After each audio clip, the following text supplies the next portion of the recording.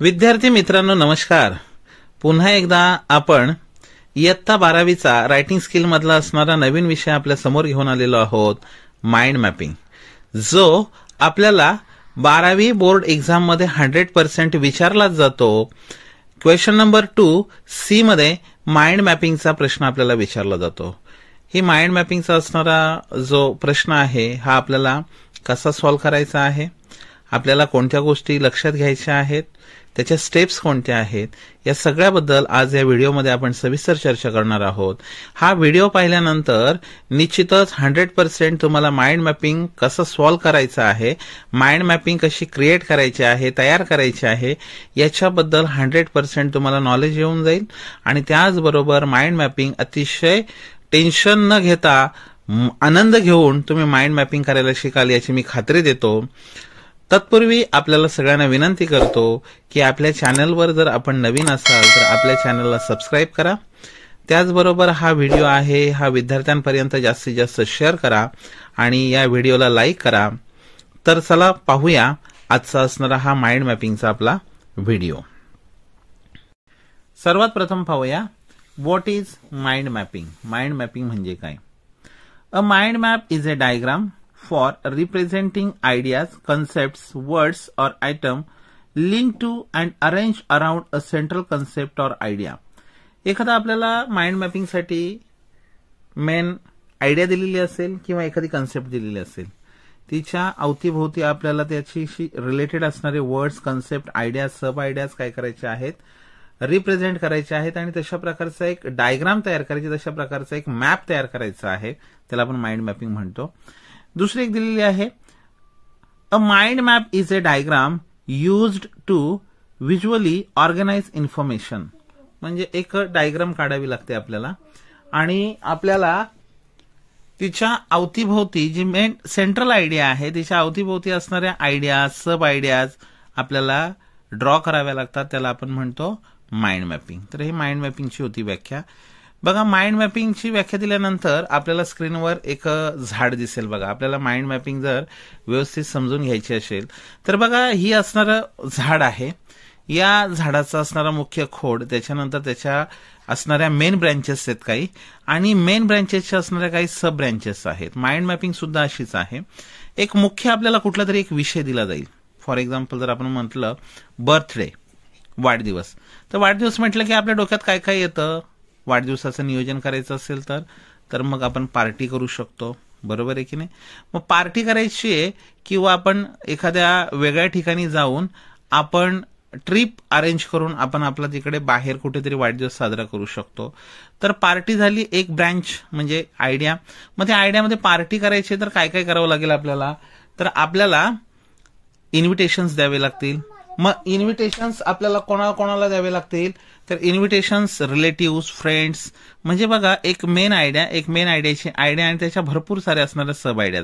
म्हणजे एखादं झाड, त्याच्या असणाऱ्या फांद्या आणि त्याला असणाऱ्या अनेक इतर उपफांद्या, त्याच्या सब ब्रँचेस, अशा पद्धतीनं आपल्याला काय करायचं आहे, माइंड मॅपिंग तयार करायची आहे. मग आपल्याला माइंड मॅपिंग तर करत असताना कोणकोणत्या स्टेप्सनं जावं लागतं, तर बघा सगळ्यात महत्वाच्या काही गोष्टी आहेत त्या स्क्रीनवर आपण पाहू शकता. Steps for developing mind mapping. First, read the question and instructions carefully, take help from the given points. बघा, आपल्याला काय दिलेलं असेल, आपल्याला असणाऱ्या या बोर्डाच्या प्रश्नपत्रिकेमध्ये आपल्याला जो प्रश्न दिलेला आहे तो व्यवस्थितरित्या वाचायचा आहे. आपल्याला कुठल्या विषयावर माइंड मॅपिंग डेव्हलप करायला सांगितलेले ते व्यवस्थित पहिल्यांदा समजून घ्यायचं आहे. तिथे काही इन्स्ट्रक्शन्स दिलेले असतील ते आपल्याला व्यवस्थित काळजीपूर्वक वाचायचे आहेत. आणि पहा, इथे आपल्याला क्वेश्चन्समध्ये काही पॉइंट्स दिलेले असतील तर ते पॉइंट सुद्धा आपल्याला काय करायचे आहेत, आपल्याला ज्यावेळेस ही माइंड मॅपिंग आपण याची डायग्राम आपण ड्रॉ करणार आहोत, डेव्हलप करणार आहोत, त्याच्यामध्ये ते पॉइंटची आपल्याला मदत घ्यायची आहे.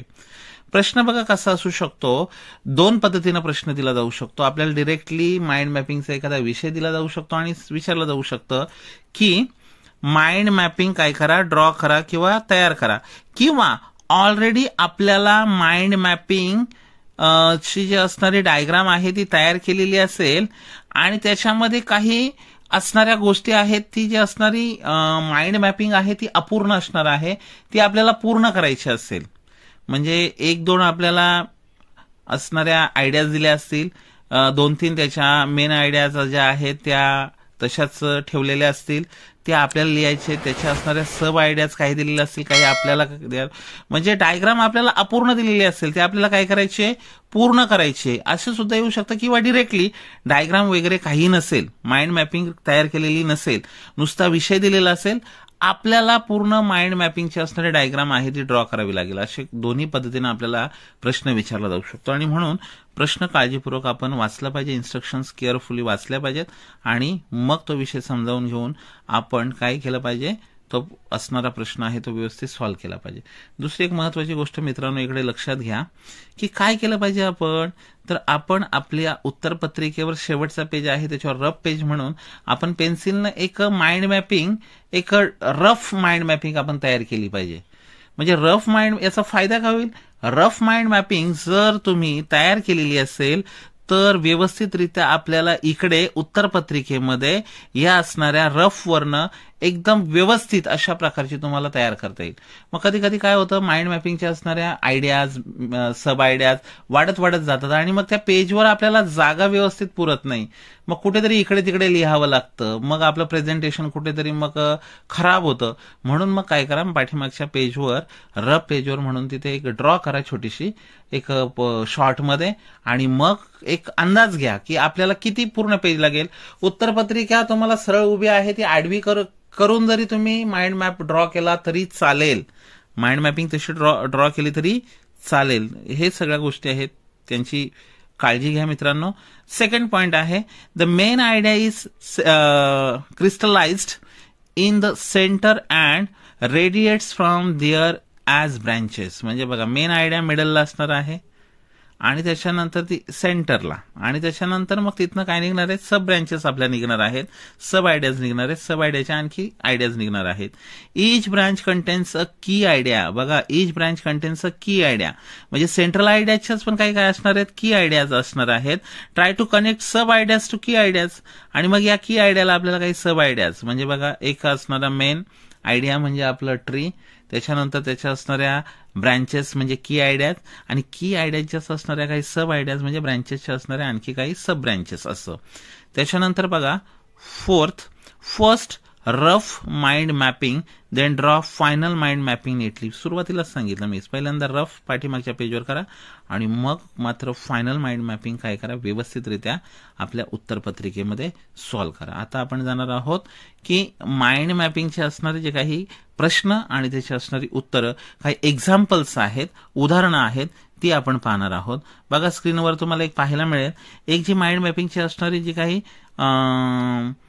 प्रश्न आहे तो आपल्याला दिलेला आहे. बघा, preparation for the English subject. मग इंग्लिश विषयाचा आपल्याला जर अभ्यास करायचा आहे, काय काय अभ्यास करावा लागतं आपल्याला, तर आपल्याला आत्ता 12वीला 4 घटक आहेत.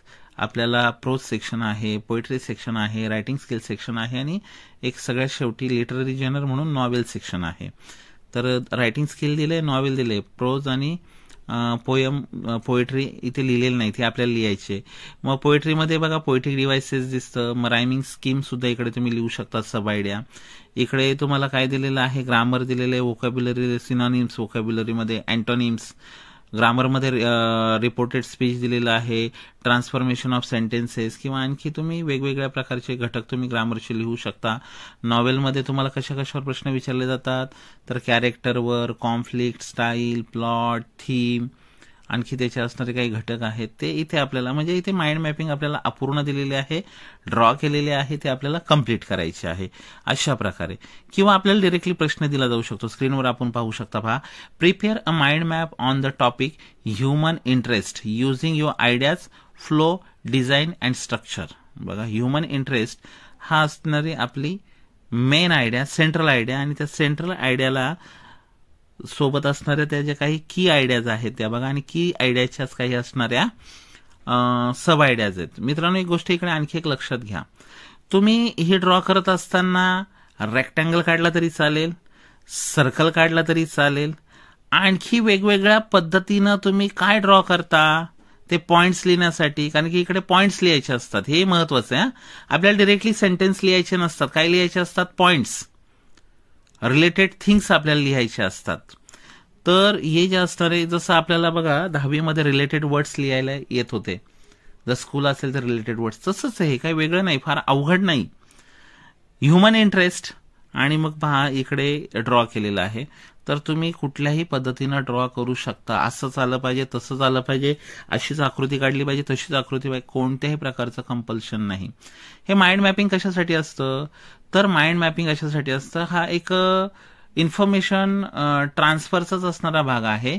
याला आपण नॉन व्हर्बल इन्फॉर्मेशन म्हणतो, की जी काय असते, नुसती एक नजर टाकली, नुसतं चित्राकडे पाहिलं तर आपल्याला पूर्ण माहिती मिळते, वाचायची गरज नाही. पूर्ण एखादा जर असणारी व्हर्बल इन्फॉर्मेशन असेल ती आपल्याला जर समजून घ्यायची असेल तर पूर्ण रीड करावं लागतं, पूर्ण ते असणाऱ्या एक्स्ट्रॅक्टमधून पॅसेजमधून जावं लागतं, तेव्हा आपल्याला त्याची इन्फॉर्मेशन मिळते.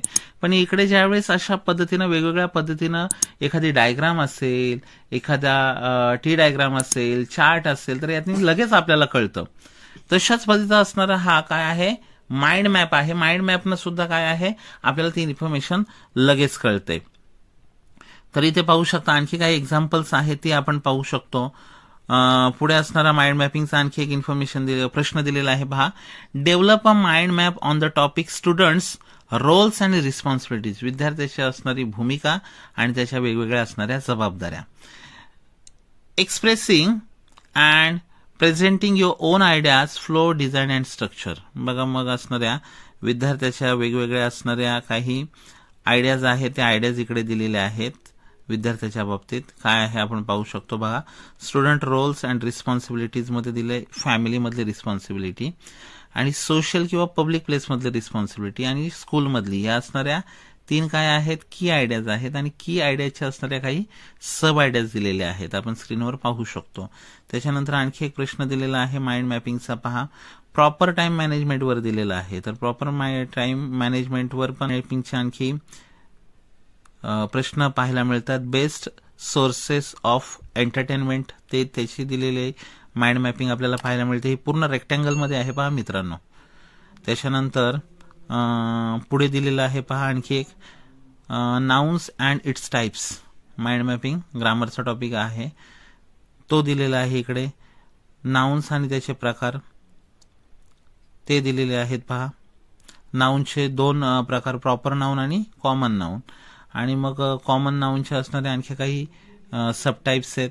Based on forms and based on meaning, त्याचे आणखी असणारे काही सब टाइप्स आहेत, ते सगळे आपण स्क्रीनवर पाहू शकतो. त्याच्यानंतर मी बर्थडेचा म्हटलं बघा, माय 18th बर्थडे, त्याच्या काही आयडियाज आहेत बघा. त्याच्या की आयडियाज आहेत आणि सब आयडियाज आहेत. अशा पद्धतीनं सुद्धा तुम्ही करू शकता माइंड मॅप. त्याच्यानंतर लिटररी जेनरवर दिलेलं आहे पहा, ते सुद्धा आपण स्क्रीनवर पाहू शकतो. त्याच्यानंतर पुढे गेल्यानंतर आपल्याला development of my personality in last 5 years हा प्रश्न दिलेला आहे आणि त्याचं उत्तर आपल्याला पाहायला मिळतं. त्याच्यानंतर इकडे टिप्स सुद्धा दिलेले आहेत बघा. माइंड मॅपिंगसाठी पॉइंट्स दिलेले आहेत आणि त्याचं आन्सर सुद्धा आपण स्क्रीनवर पाहू शकतो. त्याच्यानंतर आपल्याला माइंड मॅपिंगसाठी सुद्धा इकडे एक प्रश्न दिलेला आहे. काय प्रश्न आहे, तर textile engineering and career in fashion designing आणि टिप्स सुद्धा दिलेले आहेत बघा. आपल्याला पॉइंट्स दिलेले आहेत, त्याच्यानुसार त्याचं उत्तर आपल्याला इकडे पाहायला मिळेल. अशा पद्धतीनं जवळजवळ 6-7 एक्झाम्पल्स तुमच्या समोर या व्हिडिओच्या माध्यमातून ठेवलेले आहेत. मित्रांनो, सगळं असेच नवीन नवीन व्हिडिओ मी तुमच्यासाठी घेऊन येत राहीन. आपल्या या यूट्यूब चॅनलला सबस्क्राईब करा. हा जो असणारा व्हिडिओ आहे हा विद्यार्थ्यांसाठी अत्यंत महत्त्वाचा आहे, त्यांच्यापर्यंत शेअर करा. सर्व विद्यार्थ्यांना असणाऱ्या परीक्षेच्या शुभेच्छा देतो आणि आपण पूर्ण व्हिडिओ पाहिला म्हणून आपल्याला थँक्यू म्हणतो आणि ते थांबतो. धन्यवाद.